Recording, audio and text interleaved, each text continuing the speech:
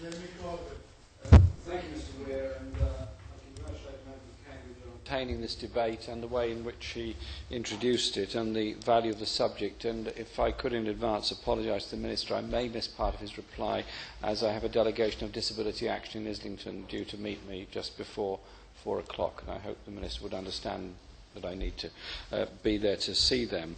This is not the first, and I suspect isn't the last debate we're going to have on legal aid, and I hope when the Minister replies he will give us an idea of when the government is going to respond to the consultation, and that there will be adequate time for us to digest the response, and also a full day's debate on the floor of the House long before any legislation or changes are actually put into place, because it must be almost unprecedented to have 5,000 replies to a consultation of this nature.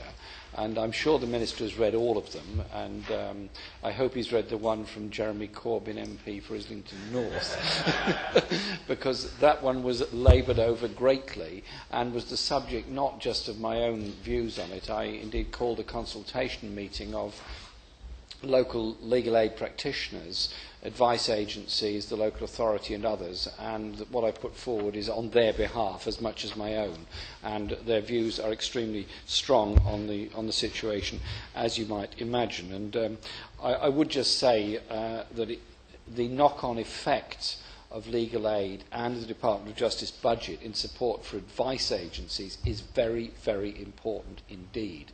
Now, I don't believe that people should litigate for the sake of litigation any more than anybody else does, and effective citizens' advice bureaus or anybody else play a very important part in giving people justice, access to justice, ahead of the danger of going to law. Therefore, cuts in CAB, cuts in advice budget are simply not very sensible at any time, particularly at a time when many people are facing economic difficulties.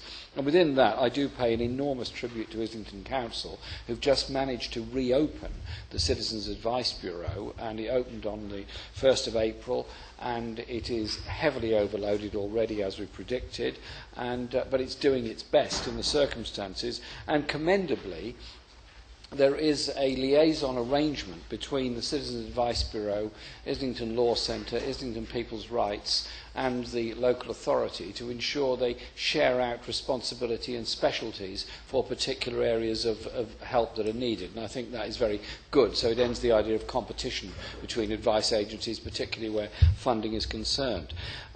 There are many issues to be covered, but I want to be very brief because obviously the front benches need to reply.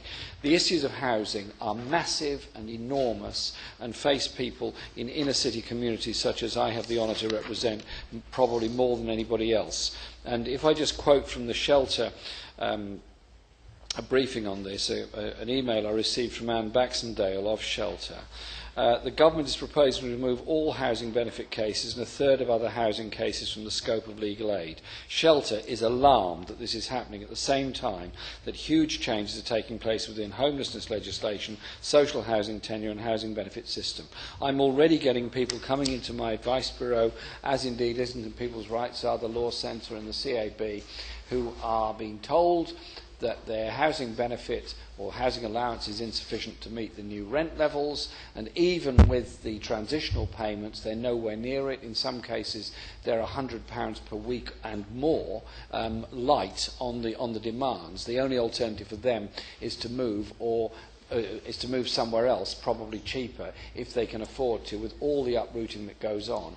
These people are scared and terrified and desperately need access to good quality legal representation to protect their situation at a time of emergency. Taking legal aid away from these cases is simply grossly unfair at this time, indeed at any other time come to that, but particularly at this time. Issues relating to children, I'll be very brief on, because there isn't much time, but the question of children and immigration issues are very, very great indeed. And whilst I understand, appreciate and welcome the fact and applaud the fact that asylum cases have been removed from this, and contrary to what the member from Swindon South said, I don't believe there is an endless merry-go-round of endless appeals. What I do find is there is incredible degrees of inefficiency by the Home Office and the Borders and Immigration Agency, that asylum cases often hang around for years, and I'm embarrassed to tell people that they've got to wait a year for a reply to a letter, and that if they phone up the Home Office it's going to make it worse for them. That is not the way a public department or public service should ever respond to anybody. And so keep the legal aid for asylum cases, but he might say to his colleagues in the Home Office, could they kindly get round to replying to letters and not losing files? I've said this to every government, so it's not a party political point. And indeed I said it to my own government, and I say it to any government. And so the question of only giving legal aid for cases of detention is simply unfair, because if legal aid is given, an application is made and the immigration case person is then released from detention, they then lose legal aid, they might end up back in detention, so they get legal aid again, so that they are on a merry-go-round. It's simply not credible that you can make that sort of rather arbitrary distinction between detention and support for immigration cases. I think you either support immigration cases or you do not. I don't see how you can draw that simple distinction in that way. Yes, of course, a good way. I'm part of a 10-year campaign to try and get the proper inspection and registration of immigration advisors. These measures could take us back to those back street advisors again, where people most vulnerable are exploited in dreadful ways, and as a result of that, wind up in detention. I was just saying during the debate to my friend, the member from Makerfield, of the exploitation and, frankly, chances that have now got involved in immigration law, well, basically they're spivs who charge very vulnerable people very large sums of money for writing letters. No more than that. Some of them are not even qualified. And my friend, the member for Hayes and Harlington, is absolutely right. For many years, we campaigned in this House for proper registration of immigration practitioners, an end to immigration advisors, who are often unqualified people in any respect. And the late Bernie Grant, former MP for Tottenham, was extremely active on this issue.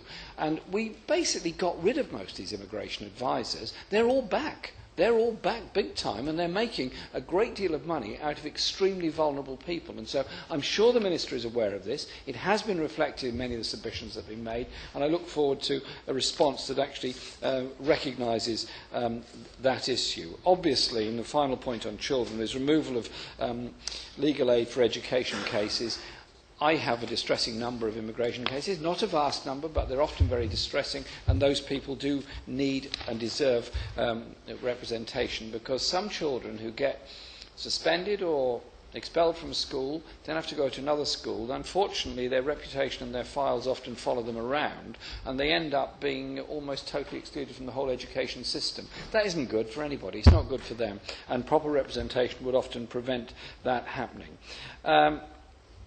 The number of cases that are dealt with by legal aid in this country at the moment is 934,000 apparently, and the cuts proposed, unless the Minister is going to give us some very good news at the end of the month or whenever the reply comes in, is going to mean that over 600,000 people will not have access to legal aid. If we want a fair and decent and just society, everyone has to have access to law. It's not a litigation society, it's a justice society that we seek. And I do hope that the Minister will understand the strength of feeling of representations on this matter. Most people, the vast majority of solicitors acting on legal aid cases, and barristers as well, do not make much money out of it. They make far more money on commercial cases, far more money on libel cases, far more money on media cases or personality-driven cases. The majority of solicitors I meet who are dealing with hard to sort out legal aid cases are actually paid very little. They're working very hard, and they're doing us a lot of good.